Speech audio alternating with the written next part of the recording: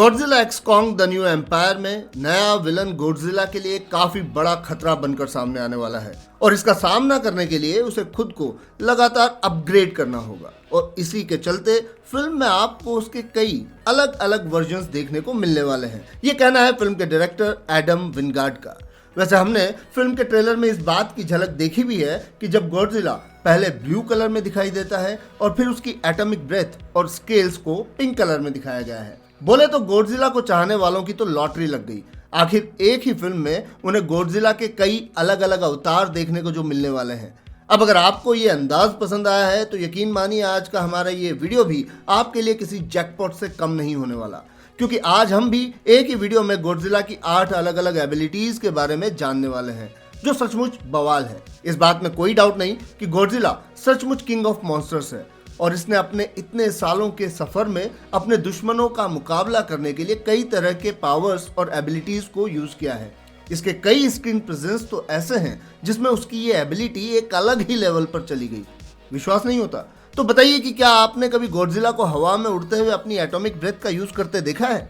अगर हाँ तो आप सचमुच गॉडजिला के जबरे वाले फैन हैं, और अगर नहीं तो भी टेंशन मत लीजिए क्योंकि गॉडजिला की इस एबिलिटी को बस एक ही फिल्म में दिखाया गया था। तो बहुत हो गई बातें, अब आते हैं सीधे मुद्दे पर। बोले तो शुरू करते हैं गॉडजिला की एबिलिटीज को जानने का ये मजेदार सफर, और इसकी शुरुआत करते हैं एक ऐसी एबिलिटी से जो गॉडजिला का सिग्नेचर वेपन है।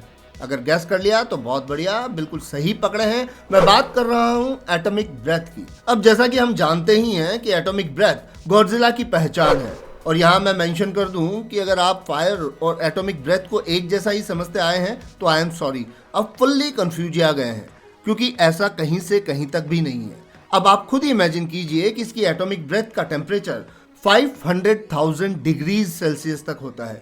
बूझ रहे हैं कि 5 के पीछे कितने जीरो लगे हैं? ये इतने जीरो हैं कि अपने दुश्मन को तो छोड़िए, अपने सामने आने वाली किसी भी चीज को जलाकर राख कर सकते हैं। आय हाय हाय, अब उस म्यूटो का दर्द समझ में आ रहा है जो किस ऑफ फायर में गॉडजिला के साथ एंगेज हुआ था। 1954 में आई अपनी पहली फिल्म से ही ये एबिलिटी गॉडजिला की पहचान बनी हुई है। हाँ, ये जरूर है कि अलग अलग फिल्म में एटॉमिक ब्रेथ के कलर में चेंजेस जरूर आते रहे हैं। दूसरे नंबर पर बात करते हैं एक ऐसे पावर की जिसे गॉडजिला अपने हेसेई और मिलेनियम दोनों ही वर्जन्स में यूज करता आया है, और वो है स्पाइरल हीट रे। गॉडजिला की इस एबिलिटी को कई लोग इसकी एटॉमिक ब्रेथ से भी खतरनाक मानते हैं। जब गॉडजिला इस एबिलिटी का यूज करता है तो उसके डॉर्सल फिन्स ब्लू इलेक्ट्रिसिटी से घिर जाते हैं। 1991 में आई गॉडजिला वर्सेस किंग गिडोरा में गॉडजिला ने अपनी स्पाइरल हीट रे का यूज तब किया था जब उसकी normal atomic breath King Ghidorah का कुछ नहीं बिगाड़ पाई थी। रेड स्पाइरल हीट रे को गॉडजिला का सबसे तगड़ा अटैक कहा जा सकता है, और इसी की हेल्प से उसने अपने 3 सबसे खतरनाक दुश्मनों, बोले तो मेगा गॉडजिला, स्पेस गॉडजिला और डिस्ट्रॉयर की वाट लगा दी थी। अब आते हैं इसकी अगली फाड़ू एबिलिटी पर, और वो है न्यूक्लियर पल्स। जी हाँ, अपनी डेडली एटॉमिक ब्रेथ के साथ ही गॉडजिला अपने चारों तरफ एटॉमिक एनर्जी को एमिट भी कर सकता है, और यहाँ मेरा मतलब बिल्कुल क्लियर है, चारों तरफ मतलब अपनी बॉडी के हर इंच हिस्से से। और इस शॉर्ट रेंज पल्स को हम जानते हैं न्यूक्लियर पल्स के नाम से।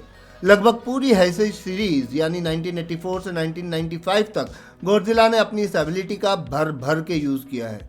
भाई अब टैलेंट है तो दिखाना तो बनता है। खैर, 4th नंबर पर जिस एबिलिटी की मैं बात करने वाला हूं उसके बारे में सबसे खास बात यह है कि गॉडजिला को उसे यूज करते हुए हमने सिर्फ एक बार यानी 1971 में आई फिल्म गॉडजिला वर्सेस हेडोरा में ही देखा है।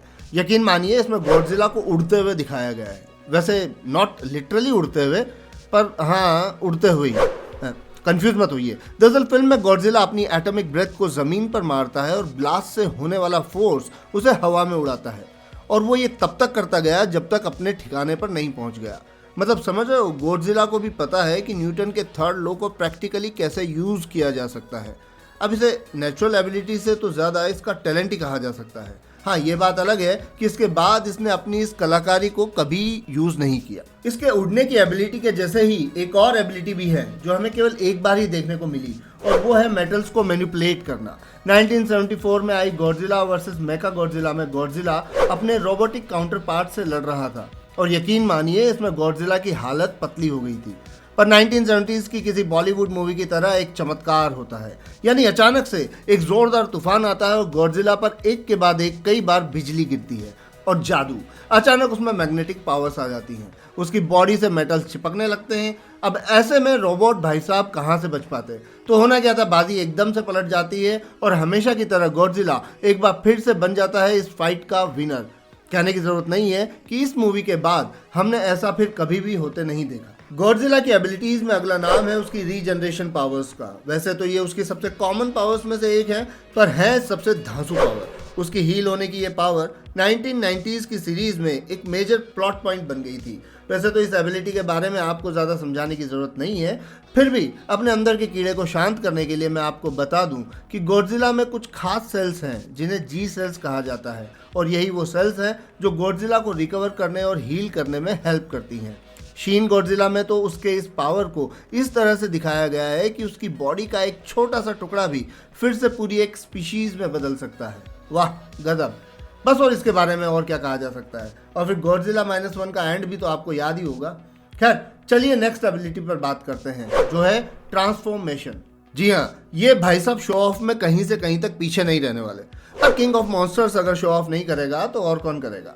तो एक बार फिर से बात करते हैं शीन गॉडजिला की, और इसमें गॉडजिला कई ट्रांसफॉर्मेशन से गुजरते हुए देखा गया है। एक पॉइंट पर तो ये ईल के जैसा दिखाई देता है, और फिर कुछ लगातार ट्रांसफॉर्मेशंस के बाद वो फाइनली गॉडजिला के जैसे रिसेंबल करता है।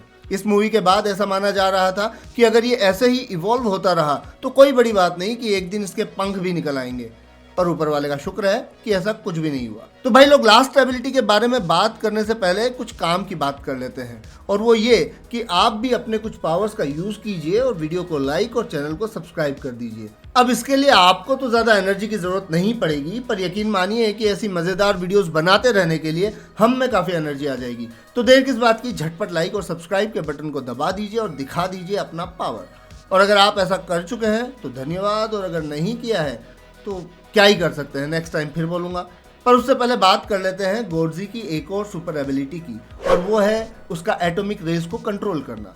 जी हाँ, सही सुना, गॉडजिला ऑडियंसेस को हैरान करने के लिए अपनी एटॉमिक ब्रेथ के पावर से भी 4 कदम आगे बढ़ गया, और उसने अपना एक अलग ही वर्जन लोगों को दिखाया, और वो है एटॉमिक रेस को कंट्रोल करना। वो सिर्फ अपने मुंह से ही नहीं, बल्कि अपनी पूंछ की टिप से, अपनी स्पाइक से, बोले तो अपनी बॉडी के अलग अलग हिस्सों से भी एटॉमिक रेस निकाल सकता है। बोले तो ये उसके मूड पे डिपेंड करता है। अब इसका तो क्या ही तोड़ है ना? बिल्कुल फाड़ो एबिलिटी। अब आप बताइए कि आपको गॉडजिला की इतनी एबिलिटीज में से सबसे धांसू एबिलिटी कौन सी लगी? नीचे कमेंट बॉक्स में अपने व्यूज जरूर लिखिए। तो फिलहाल के लिए इतना ही। मैं आपसे जल्द ही मिलता हूँ हमारी नेक्स्ट ऐसी ही मजेदार वीडियो में। तब तक के लिए खुश रहें, मस्त रहें और तंदुरुस्त रहें।